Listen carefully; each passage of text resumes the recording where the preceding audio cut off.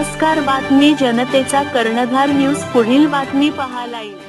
नमस्कार, breaking news. आजच्या बातमी पुणे महाराष्ट्र इथून लाईव्ह सुपरफास्ट बातमी. चिकाटी कोचरा घेऊन निगती डोंगरा पारधी जैसे पारधी कुराड असती फरशी त्यांच्याजवळ.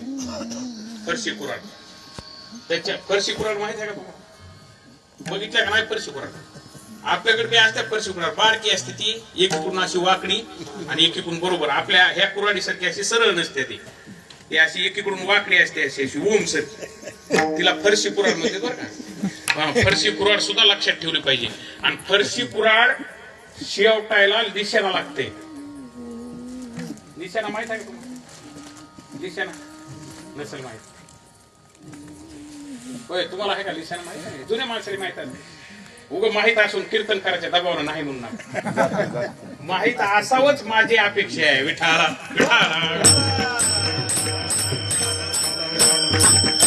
मग मात्र महाराज बुक्यात देत देत देत देत त्यानं पक्षी आणला. आणि पक्षी आणल्यानंतर आनंदानं झोपडीमध्ये उडी मारली.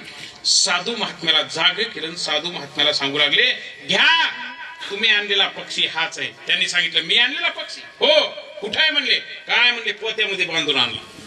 आणि मग म्हणले, मी सांगितलेलाच असेल. हो. त्यांनी सांगितलं, तुम्ही जसा सांगितला तसा हुबेहूब पक्षी आणलाय. साधू महात्म्याला सुद्धा नवल वाटलं. साधू महात्म्याला ते पिशी उडून बघितलं तर खरोखरच मुकुटधारी, शंखचक्र, गदा, पद्म, पितांबर धारण केलेला आणि तो पक्षी.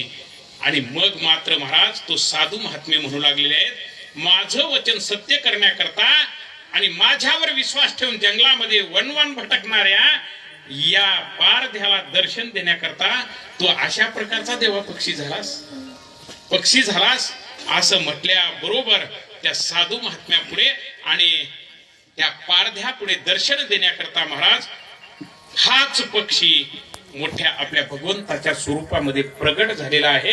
आणि मग मात्र अतिशय आनंद त्या पारध्याला आणि त्या साधू महात्म्याला झालेला आहे. म्हणून कलियुगामध्ये साधू महात्म्यांच्या वचनावर जे विश्वास ठेवतात त्यांना देवभक्ती निश्चित आहे. विठाला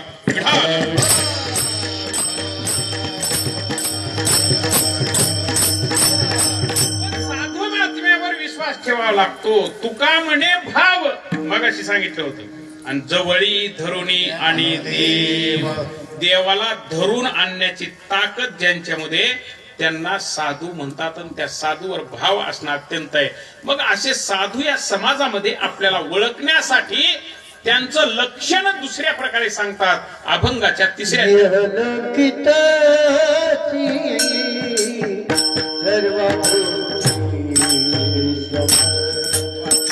ये